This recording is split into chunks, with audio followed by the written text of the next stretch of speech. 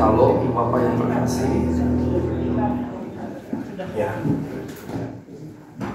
Ya, bagi rekan-rekan yang kami undang hadir, saya mengucapkan terima kasih untuk kehadirannya, dan karenanya juga saya juga minta maaf untuk sebagian yang tidak bisa saya undang mengingat tempat, begitu ya, mengingat tempat yang terbatas, jadi tidak mungkin semua sahabat kami undang begitu. Dan karenanya terima kasih untuk mahasiswa saya yang hadir, bukan hanya perwalian, sebagiannya semester 2, sebagiannya semester 4. Yang semester 4 tahun lalu sudah nyanyi doa Bapa Kami dalam bahasa Yunani, dan yang semester 2 akan rekaman lagi, tapi mereka sedikit berbeda, akan pakai alat kita dan full band gitu nanti ya. Mereka akan berlatih juga untuk menyanyikan doa Bapa Kami dalam bahasa Yunani, karena saya juga mengajar bahasa Yunani. Dan juga terima kasih untuk abang saya. Sebetulnya udah lama sekali gak ketemu, tapi waktu saya kecil, jadi abang saya, abang sepupu gitu, seumuran dengan abang saya. Jadi kalau saya lebih seumuran adiknya Bang Julius, namanya David. Nah, saya kurang lebih seumuran dengan adik beliau. Di atas Bang Julius masih ada 2 abang lagi, betul ya. Dulu mirip-mirip zaman saya kecil, saya kebayangnya kayak Panders gitu. Ada Pancaitan bersaudara begitu. Nah, ini jadi si Tanggang bersaudara, hanya waktu itu nggak sempat bikin nama Seatbirds. Kalau Seatbirds lucu juga ya. Nah, ini abang saya ini, kalau saya kecil suka saya manfaatin gitu. Namanya suka saya manfaatin. Jadi kalau orang tanya, oh kamu si Tanggang ya, apanya Julius si Tanggang? Saya bilang saya adiknya. Orang suka, oh itu ya adiknya ya gitu. Jadi saya suka memanfaatkan. Padahal sih sebetulnya kalau secara secara kalau orang Batak bilang parombo, silsilah gitu, ya agak jauh sebetulnya. Tapi waktu kecil orang tua saya dengan orang tua abang ini cukup dekat begitu, karena bapak saya itu pengurusi tambang sejabodetabek dan seringkali berinteraksi dengan keluarga Bang Julius. Makanya saya tahu abang dan adik beliau begitu. Kami juga pernah main ke rumahnya, ada studio waktu itu, dan pernah juga main ke rumah kami, dan bisa dikatakan jadi idola lah gitu ya. Saya ingat sekali tiap saya kemana orang bilang si Tanggang, oh siapanya Julius si Tanggang. Seringkali seperti itu. Hanya ya bedanya suara beliau indah, kalau suara saya hancur gitu. Jadi itu yang membedakan gitu. Jadi kalau orang tahu, kok si Tanggang gak bisa nyanyi, padahal Julius si Tanggang penyanyi top. Kadang-kadang saya jadi gimana gitu ya. Baik, saya ingin berkhotbah dari Matius 28 ayat 16 sampai 20 tentang amanat agung. Matius 28 ayat 16 sampai 20.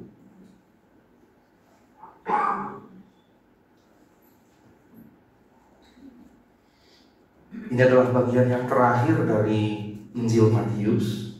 Saya bacakan bagi kita sekalian. Dan ke-11 murid itu berangkat ke Galilea, ke bukit yang telah ditunjukkan Yesus kepada mereka. Ketika melihat Dia, mereka menyembahnya.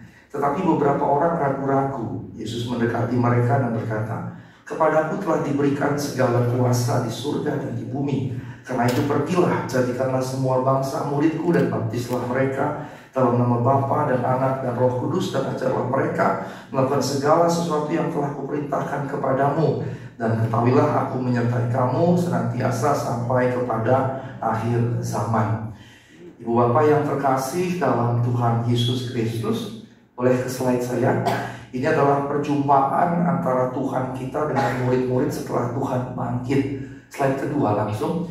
Dan di sini ada teks yang paralel, ada di Markus dan kemudian juga ada di Kisah Rasul, khususnya ayat 8.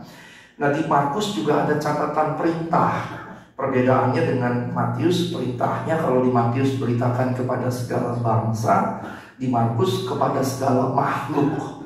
Ya, dalam bahasa Yunani ketiseos, yang berarti sebetulnya Injil tidak hanya diberitakan kepada manusia, tapi kepada segenap alam seharusnya. Nah, Markus punya catatan ini, Lukas tidak ada, tapi di Lukas 1 ayat 6 sampai 11 itu disebutkan. Nah, yang tidak punya sama sekali adalah Yohanes. Slide berikutnya. Nah, ayat 16 di Matius 28 ini sebetulnya merujuk ayat 10. Di situ ibu bapak yang terkasih, Yesus memerintahkan mereka untuk pergi ke Galilea. Nah, gunung yang disebutkan di situ mungkin Gunung Tabor, di mana sebelumnya wajah Yesus mengalami transfigurasi begitu, dan kemudian jadi putih berkilauan begitu. Nah, gunung ini rupanya juga jadi gunung yang bersejarah sekali dalam tradisi Kristen. Rupanya di gunung ini pula Yesus kemudian menampakkan diri kepada, kalau menurut Paulus di 1 Korintus 15 ayat 6, lebih dari 500 orang. Nah, ini sebetulnya kalau nanti kita membaca 1 Korintus 15, ini sebetulnya semacam pleidoy kalau dalam hukum, pleidoy. Mengapa saya katakan pleidoy? Karena di sini Paulus hendak memberikan semacam pembuktian secara hukum bahwa kebangkitannya bukan dongeng. Kebangkitannya bukan isapan jempol, kebangkitannya betul-betul fakta historis. Nah, karena dia fakta historis, maka Paulus menghadirkan dalam catatannya bukan hanya 2-3 orang saksi. Sementara menurut perjanjian lama 2-3 orang saksi, kesaksian itu sah, berkekuatan hukum. Dalam hukum modern juga kurang lebih seperti itu. Kesaksian 2-3 orang itu sah secara hukum, ya, dia menjadi alat bukti. Nah, Paulus berkata yang menyaksikannya 500. Jadi kalau 2-3 orang saja kesaksian itu sahih, apalagi 500. Apalagi 500. Maka ini menjadi argumentasi biblis bahwa kebangkitan Yesus itu historis,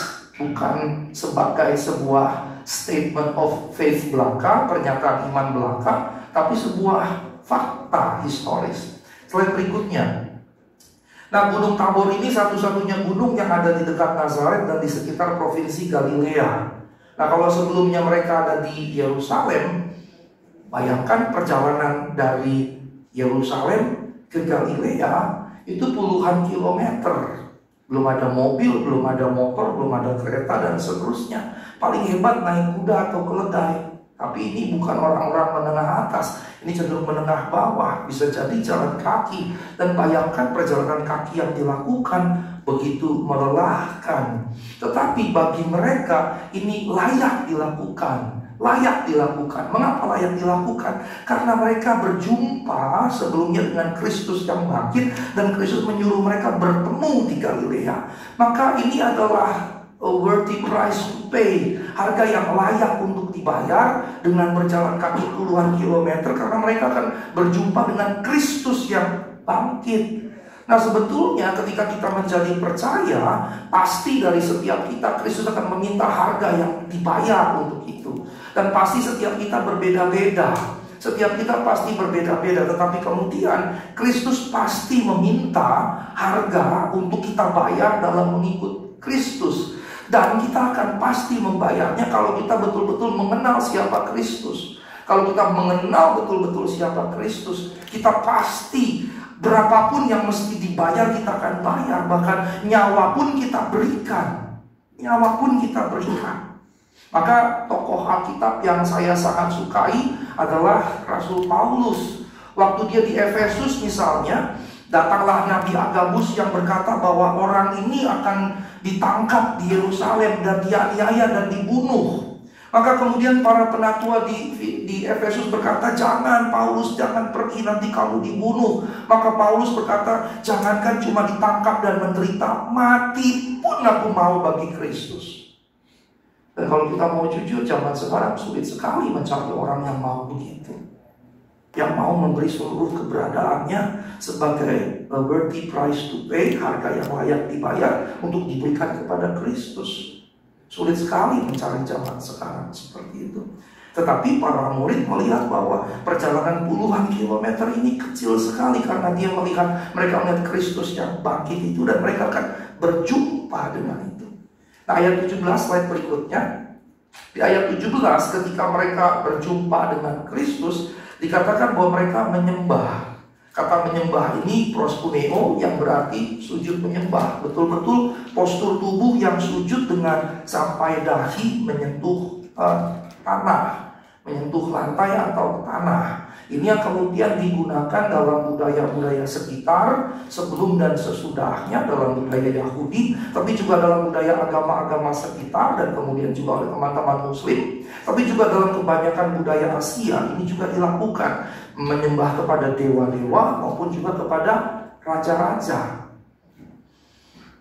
Dengan kata lain, ketika mereka menyembah Yesus dengan postur tubuh sujud menyembah, ada dua kemungkinan. Yang pertama, Yesus dipahami sebagai raja oleh mereka, atau Yesus dipahami sebagai Tuhan oleh mereka. Slide berikutnya. Namun kemudian di ayat 17 dikatakan ada sebagian yang ragu.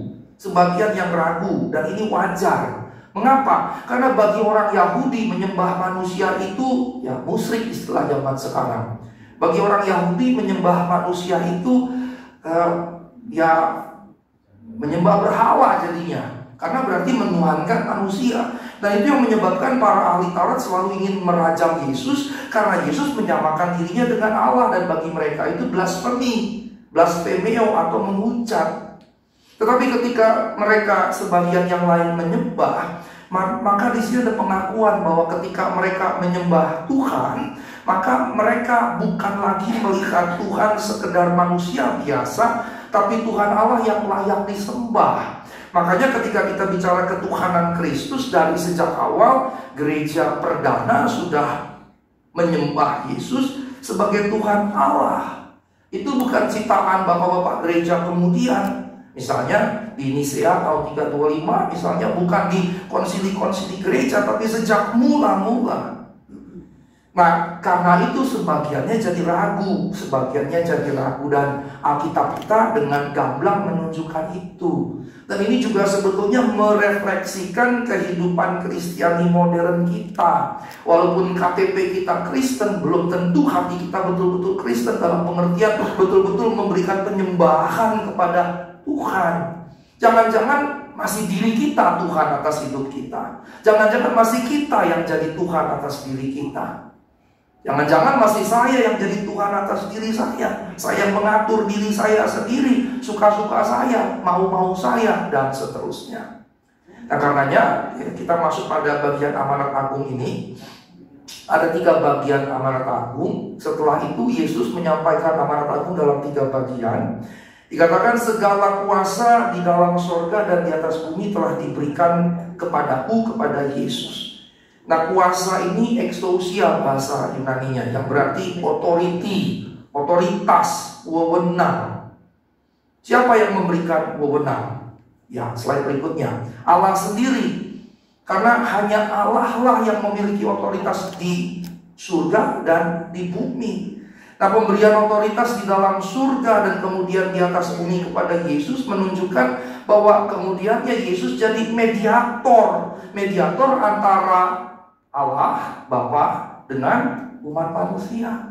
Maka dalam banyak Bible study, saya pernah ditanya beberapa kali, waktu kadang-kadang saya juga jadikan ini pertanyaan untuk challenge pikiran pendengar. Saya bertanya, Yesus sepenuhnya manusia, amin, amin. Yesus sepenuhnya Allah, amin, amin. Waktu Yesus naik ke surga, dia tetap jadi manusia atau tidak? Maka banyak yang berkata berhenti jadi manusia. Dan saya katakan itu sesat, itu bidah. Dan di konsili-konsili gerejawi itu sudah dinyatakan bidah. Mengapa? Karena kalau dia berhenti jadi manusia waktu naik ke surga, maka waktu jadi manusia, dia manusia semu.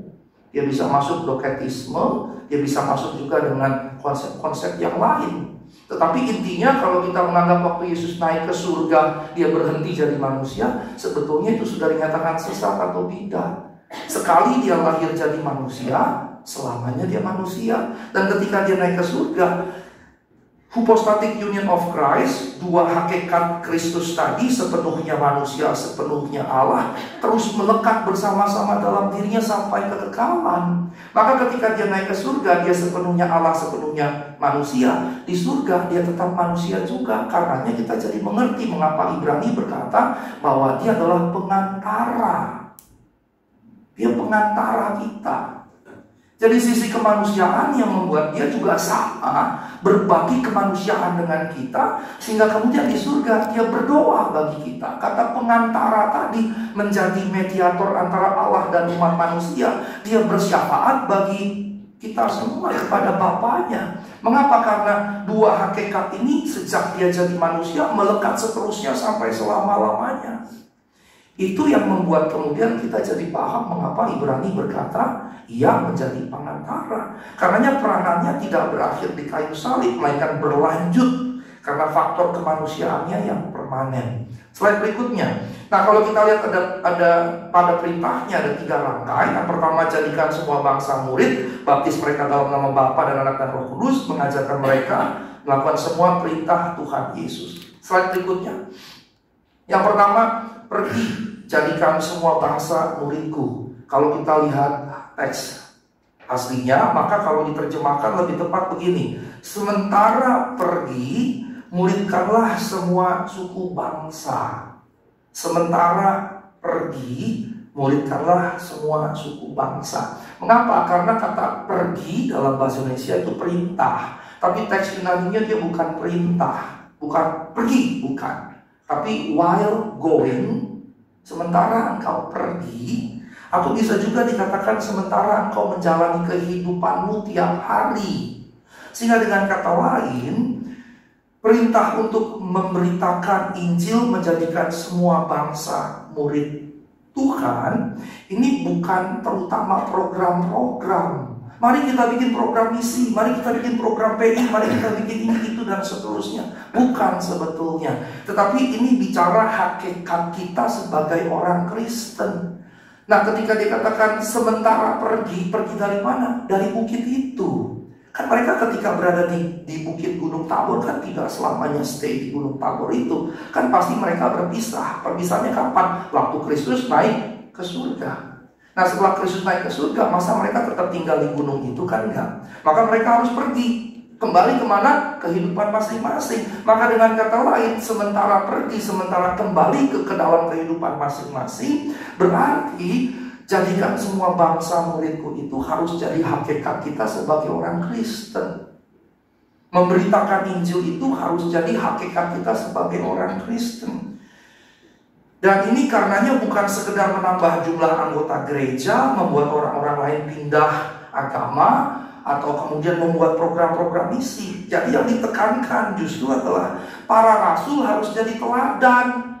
Dan karenanya kita juga harus jadi teladan. Yang ditekankan karenanya para rasul, kemudian murid-murid dari para rasul, murid-murid dari murid-murid para rasul, dan seterusnya seperti efek domino sampai pada kita. Sampai kapan? Sampai Tuhan datang kembali nanti. Maka ini harus jadi efek domino yang berupa hakikat kita sebagai orang Kristen. Dan semua murid yang ada karenanya mesti jadi teladan, memuridkan orang-orang lain dari segala suku tanpa pilih kasih. Karenanya keteladanan tidak boleh pilih kasih pada suku, ras, kelompok tertentu, bahkan agama tertentu. Tidak. Keteladanan itu kalau dia bicara jati diri, kalau dia bicara hakikat, maka dia berlangsung setiap saat, setiap waktu, dalam keadaan apapun. Nah, karenanya ini keteladanan yang berkelanjutan. Nah, karenanya Bapak yang terkasih, ini harus jadi gairah kita, gairah GB Logos maupun juga gairah Ibu Bapak sekalian dalam kehidupan Ibu Bapak masing-masing. Keteladanan itu harus jadi hakikat kita. Dimanapun ada yang melihat, tidak ada yang melihat, ada yang menilai, tidak ada yang menilai, ada yang memberikan pujian ataupun tidak, keteladanan ini harus jadi hakikat. Yang artinya dia harus otomatis mengalir keluar gitu. By nature dia harus mengalir keluar. Slide berikutnya. Kemudian baptislah mereka dalam nama Bapa dan Anak dan Roh Kudus. Ini juga sebetulnya menarik karena Indonesianya cenderung menerjemahkannya jadi imperatif. Sebetulnya itu bukan imperatif. Ya, itu sebetulnya bentuknya participle. Saya taruh di situ, baptizon tes. Jadi while baptizing them. Ya, while baptizing them. Jadi sementara engkau pergi, muridkanlah sementara engkau memuridkan, engkau membaptiskan, sementara engkau membaptiskan. Jadi kayak bertahap tetapi berkelanjutan yang mesti dilakukan. Karenanya ini bukan satu perintah, baptislah. Kalau perintah maka bentuk Yunaninya harusnya imperatif, melainkan sesuatu yang secara otomatis menyertai atau mengikuti. Makanya di Logos kalau ada yang mau dibaptis silakan, kalau tidak ada ya tidak apa-apa. Tidak dalam pengertian kita bikin program pokoknya sebulan sekali ada baptisan. Bukan itu, bukan program rutin itu yang penting. Tetapi bagaimana keteladanan ini memuridkan orang, dan ketika memuridkan orang berdampak pada orang-orang menjadi percaya dan kemudian membaptiskan mereka. Jika ada yang dimuridkan, maka baptisan akan mengikuti. Slide berikutnya. Ajarlah mereka melakukan segala sesuatu yang telah kuperintahkan kepadamu. Nah, ini merujuk pada semua ajaran yang Yesus telah ajarkan kepada para rasul untuk diteruskan. Ini bukan sekedar mengajarkan orang-orang baru yang dibaptis dengan ajaran-ajaran Kristiani. Jadi katekisasi prabaptisan, setelah baptisan kemudian ada lagi berbagai macam. Bukan sekedar itu. Kembali lagi ini tidak bicara sebetulnya program-program, walaupun mungkin saja menyertakan program-program. Apalagi dalam konteks modern ya, biar tidak bisa tidak cenderung akan jadi program. Tapi bukan itu yang menjadi pokok utama yang Tuhan kehendaki. Ya, maka ketika misalnya dia berkata ajarlah mereka melakukan segala sesuatu yang telah kuperintahkan kepadamu, nah yang harus hati-hati. Ya, Tuhan mengajarkan para rasul. Para rasul diperintahkan Tuhan mengajarkan apa yang Tuhan telah ajarkan para rasul kepada murid-murid dari para rasul dan selanjutnya. Maka ini bicara ajaran rasuli. Ajaran rasuli, ajaran yang sudah Yesus ajarkan kepada para rasul. Yesus mengajarkan ajarannya kepada para rasul kemudian mengajarkan ajaran Kristus, bukan ajaran mereka sendiri, kemudian kepada murid dan berkelanjutan. Sehingga kemudian mereka dimuridkan dan dibaptis. Saya seminggu ini mengajar program doktoral di STT Injili Indonesia Surabaya, dan kemudian saya berkata kepada mahasiswa saya katakan, jangan pernah sebagai WL atau sebagai gembala kalau pengkhotbah tamu datang dan merasa khotbahnya inspiratif terus kita berkata, oh ada pewahyuan baru. Saya katakan sesat yang seperti itu. Pewahyuan itu sudah tuntas di Alkitab. Karena istilah pewahyuan itu dibatasi pada inspirasi atas kitab-kitab Alkitab yang terkanonisasi. Tapi kalau misalnya saya diberkati, bilang saja bahwa pengkhotbah yang berkhotbah memberkati saya, khotbah yang disampaikan memberkati saya. Waktu kita bilang pewahyuan baru itu salah, dan itu sama dengan montanisme, montanus. Silakan.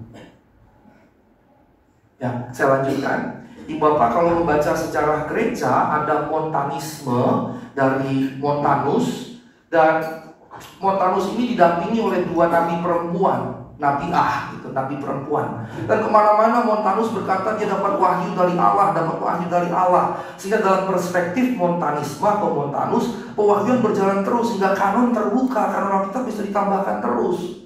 Maka ketika ada teman saya berkata, Pak Sigor, Pentakostalisme kan sama dengan montanisme. Saya katakan salah, berarti kamu nggak ngerti apa itu Pentakostalisme dan apa itu montanisme. Montanisme itu membuka ruang pewahyuan hadir terus, sehingga potensi kanon Alkitab bertambah besar sekali. Pentakostalisme berbasis pada Alkitab, Alkitab sudah tertutup. Maka dalam Pentakostalisme kalau ada yang berkata inspirasi roh terus dikatakan pewahyuan baru, itu sebetulnya bukan Pentakostal, itu justru sudah sesat. Jadi ini pentingnya, waktu Tuhan berkata ajarlah mereka melakukan segala sesuatu yang telah kuperintahkan kepadamu, maka dengan kata lain basisnya harus ajaran Yesus.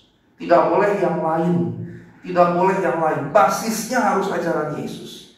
Pak, kalau Roh Kudus menginspirasi bagaimana? Yohanes 14 ayat 26, 15 ayat 26 berkata bahwa Roh Kudus akan mengajarkan kepadamu segala sesuatu yang telah kukatakan kepadamu. Roh Kudus akan mengingatkan segala sesuatu yang kukatakan kepadamu. Jadi Roh Kudus tidak akan pernah mengajarkan di luar yang Yesus telah ajarkan. Kalau sampai Roh Kudus mengajarkan di luar yang Yesus telah ajarkan, maka itu bukan Roh Kudus. Mungkin Rokok Kudus begitu. Nah, mungkin saja begitu, mungkin yang lain-lain. Nah, Bapak yang terkasih, slide berikutnya, bagian yang terakhir, ketahuilah aku menyertai kamu senantiasa sampai kepada akhir zaman. Ini merujuk pada bagian yang pertama ketika dia berkata segala kuasa di dalam surga dan di atas bumi telah diberikan kepadaku, kepada Yesus. Nah, karena segala kuasa inilah, maka ia dapat menyertai orang-orang percaya dalam melaksanakan amanat agung Tuhan. Maka kemarin saya juga mengajar di tempat yang lain, di satu gereja. Saya berkata bahwa saya bicara tentang teologi ekonomi. Saya berkata tujuan kerja bukan uang. Saya pernah mengikuti satu kelas motivator dari beberapa puluh tahun yang lalu, dari motivator yang sangat ternama. Kalau saya sebut namanya Bapak pasti tahu. Terus dia berkata begini, ada 5 sebab, ada 5 dasar kita bekerja, dan 5 sebab hidup. Yang pertama uang, kedua uang, ketiga uang, keempat uang, kelima uang. Wah, saya pikir sesat sekali nih motivator seperti ini. Maka dalam pembinaan itu saya katakan kerja itu tujuannya adalah meneladani Kristus. Mengapa? Karena Allah Israel tidak pernah tidur. Allah Israel bekerja. Allah adalah Allah yang bekerja, tidak pernah berhenti bekerja. Allah adalah Allah yang dunamis. Makanya kuasa roh itu selain exousia juga dunamis. Allah adalah Allah yang senantiasa bekerja. Maka ketika Allah menciptakan manusia, baiklah kita menciptakan manusia menurut gambar dan rupa kita, maka gambar dan rupa Allah salah satunya daya kerja, kreativitas. Maka ketika kita bekerja, kita sedang menerapkan, mengekspresikan imago Dei yang ada di dalam diri kita keluar. Maka dengan kata lain, manusia pada hakikatnya sebagai gambar dan rupa Allah adalah manusia yang bekerja. Manusia yang tidak bekerja sebetulnya berdasarkan itu kehilangan hakikat asli dari Allah. Karenanya kerja bukan untuk mencari nafkah, mencari uang, menumpuk kekayaan. Kerja adalah untuk mengekspresikan Allah melalui kehidupan kita, bahwa Ia menciptakan kita segambar dan serupa dengan Allah, mengekspresikan sifat-sifat Allah keluar. Nah, uang adalah dampaknya. Uang adalah dampaknya. Ini adalah teologi ekonomi Kristen. Dan saya ingat beberapa tahun yang lalu ketika BPP-GPI meminta saya membuat risalah tentang teologi keseimbangan, di dalamnya ada bahasa ekonomi, konsep itu saya masukkan supaya di GB konsep ekonominya jelas gitu. Dan kita tidak jadi terjatuh dalam teologi kemakmuran. Nah, Bapak yang terkasih dalam Tuhan Yesus Kristus, di bagian terakhir dikatakan aku menyertai kamu senantiasa sampai kepada akhir zaman, yang merujuk pada bagian pertama, segala kuasa di surga di bumi telah diberikan kepada Yesus, dan karenanya Ia menyertai orang percaya dalam melaksanakan amanat agung. Slide berikutnya. Nah, ini yang menarik Ibu Bapak yang terkasih. Kata menyertai, kalau bahasa Inggris kan, kalau bahasa Indonesia kan itu kata kerja. Tapi dalam bahasa Yunani itu bukan kata kerja, itu math. Itu kata penghubung. Itu ada di samping. Math itu berarti berada di samping. Dan ini bukan kata kerja. Ini preposisi, sehingga menegaskan satu keadaan atau eksistensi, dan bukan satu pekerjaan atau pergerakan. Ketika Tuhan berkata, aku menyertai kamu senantiasa sampai kepada akhir zaman, maksudnya Ia selalu berada di samping kita sampai akhir zaman. Karenanya untuk apa kita takut kalau Dia ada di samping kita? Kalau Dia ada di samping kita, maka kita tidak perlu takut sama sekali. Nah, yang berikutnya, ketika dikatakan ketahuilah aku menyertai kamu senantiasa, kata senantiasa berasal dari pasas hemeras yang berarti sepanjang semua hari. In all days. Berarti tidak ada satu hari pun yang Allah tidak menyertai. Udah Dia di samping kita, tidak ada satu hari pun di mana Dia tidak menyertai. Seringkali yang terjadi adalah kita merasa Dia jauh, padahal kita yang menjauh. Bukan bahwa Dia yang menjauh. Seringkali kita tidak melihat Dia menyertai, bukan karena Dia tidak menyertai, tetapi karena kita diselubungi mata kita untuk melihat Dia yang menyertai. Padahal bukan hanya menyertai, tapi sepanjang semua hari. Tidak ada satu hari pun Dia tidak berada di samping kita. Nah, kemudian akhir zaman berasal dari Sunteleia tu Aionos, yang berarti ujung, puncak penyempurnaan dari zaman ini. Yang berarti ini gabungan dari tiga ini, menyertai di sepanjang semua hari sampai pada puncaknya, puncak penyempurnaan zaman. Yang berarti sebetulnya secara keseluruhan mau menggambarkan penyertaan yang Tuhan berikan pada kita itu sempurna, paripurna, lengkap. Yang kalau kayak begitu berarti sangat-sangat bisa diandalkan. Nah, slide berikutnya, karenanya ketiga hal ini, menyertai atau mendampingi, kemudian senantiasa atau sepanjang semua hari, dan puncak penyempurnaan zaman, menunjukkan satu penekanan yang besar akan presensi Kristus dalam kehidupan kita. Setinggi apapun pendidikan kita atau serendah apapun pendidikan kita, setinggi apapun kedudukan kita ataupun serendah apapun kedudukan kita, setinggi apapun harta kita atau sedikit apapun harta kita, itu semua tidak memberikan added value apapun. Tidak memberikan added value. Bahkan semua itu akan nol tanpa kehadiran Kristus.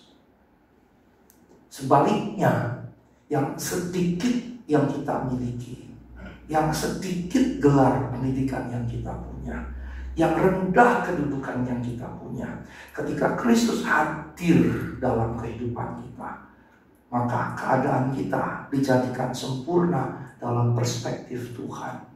Bukan bahwa yang di bawah akan Tuhan naikkan sampai di atas.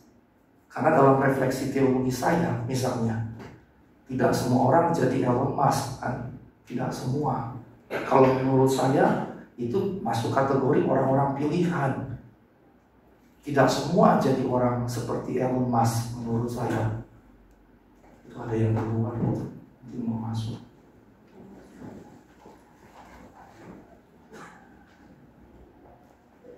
Ya, saya lanjutkan.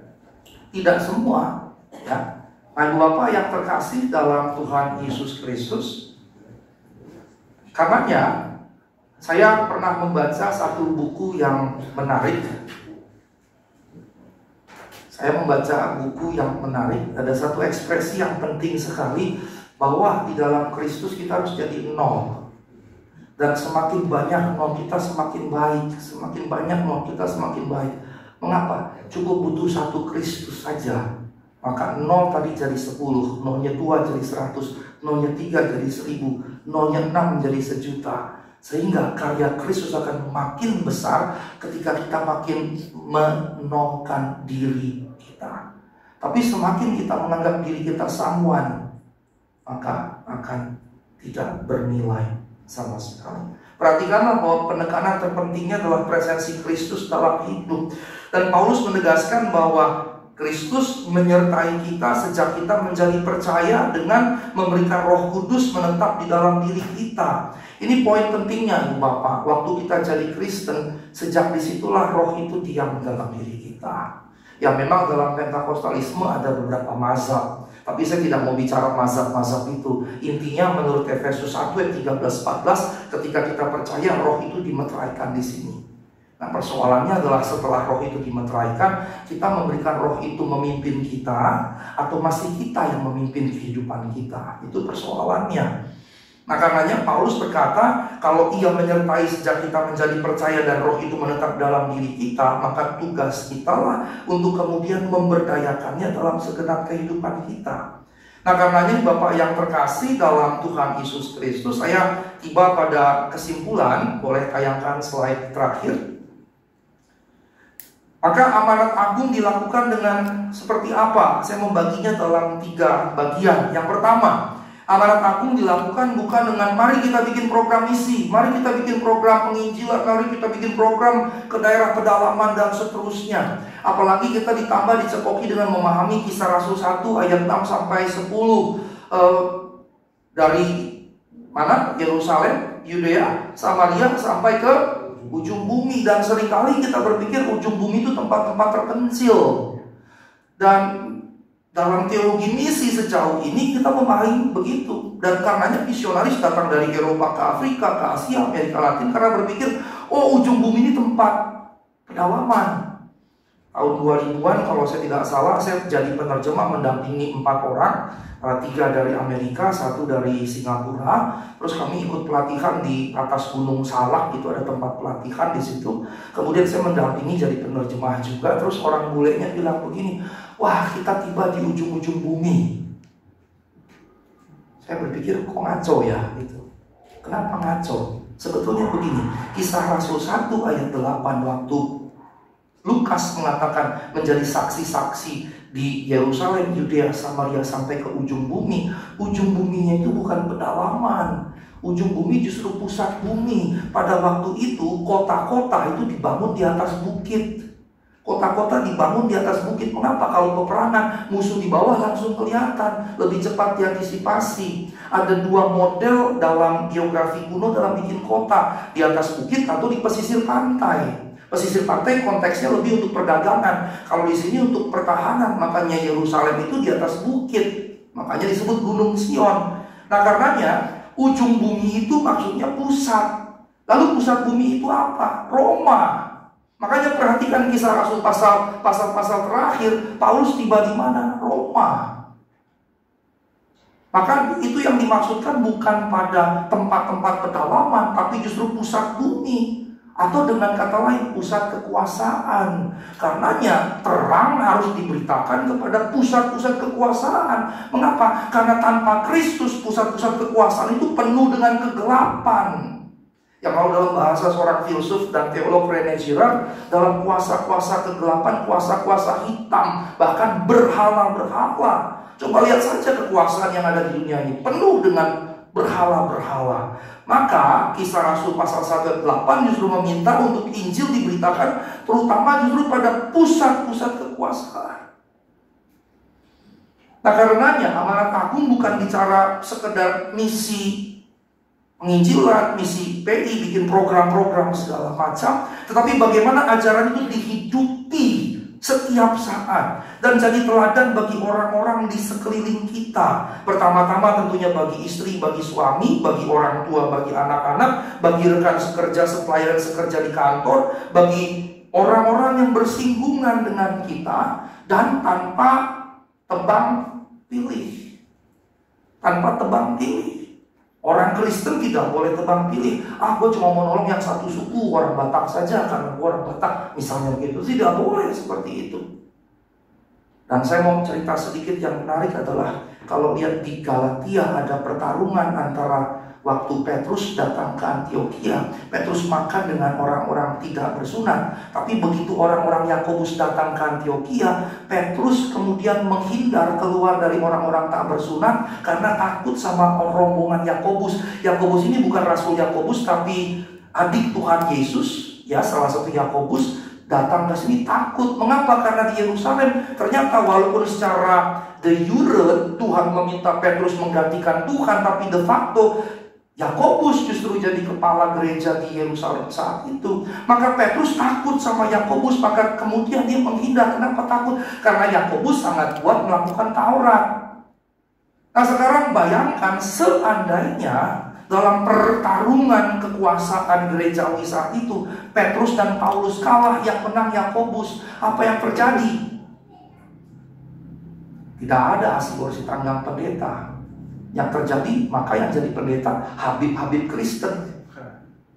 Habib-Habib Kristen. Karena saudara-saudaranya adik-adik Yesus kan, Yakobus, Yudas, Yoses, dan Simon, 4 adik laki-laki Yesus begitu. Belum kalau adik-adik perempuannya juga dihitung. Kalau itu yang menang pertarungan di Antiokhia tadi, tidak ada GBI Logos, tidak ada pendeta Asibor, tidak ada kita di sini begitu. Mengapa? Karena yang punya otoritas berarti adalah yang keturunan adik-adik jasmani Yesus. Dan Tuhan ternyata tidak mau itu. Makanya kemudian Yakobus dalam sejarah gereja berikutnya hilang. Gereja Katolik Roma menganggap paus pertamanya Petrus, kemudian Clemens, dan seterusnya. Di gereja timur Yohanes, dan seterusnya. Kemudian ke India itu Rasul Thomas. Yakobus nggak ada. Supaya apa? Supaya tidak jadi ada Habib-Habib Kristen. Kalau ada Habib-Habib Kristen, kita nggak ada di sini. Nah, Bapak yang terkasih, karenanya tidak boleh tebang pilih. Harus jadi teladan bagi semua orang. Mengapa? Karena ini bicara hakikat. Yang kedua, memuridkan orang-orang dengan jadi teladan dalam kehidupan. Di setiap saat, di setiap tempat, di setiap waktu. Yang ketiga, mewariskan ajaran-ajaran rasuli kepada setiap orang. Nah, prinsip-prinsip ajaran rasuli ini yang harus jadi pegangan hidup dan diwariskan kepada orang lain. Kita nggak perlu inspirasi baru, nggak perlu. Yang lama aja belum tuntas. Baca Alkitab aja belum tuntas. Paham Alkitab aja belum tuntas. Jadi kita nggak perlu sama sekali inspirasi baru, pewahyuan baru, dan seterusnya. Cukup apa yang Tuhan sampaikan melalui Alkitab. Nah, dalam salah satu doktrin bibliologi, teologi tentang Alkitab, ada prinsip sufisiensia, sufficient. The Bible is enough. The Bible is sufficient. Untuk apa? Mengajar kita tentang Allah. Dan Alkitab adalah sarana Allah berbicara kepada kita sekalian. Dan ini Ibu Bapak, mengapa saya sampaikan ini adalah ruh, ini adalah semangat, ini adalah prinsip yang dipegang oleh GB Logos dari sejak berdiri 5 tahun yang lalu sampai seterusnya. Amin. Tuhan Yesus memberkati. Mari kita berdoa untuk firman Tuhan sebelum saya serahkan.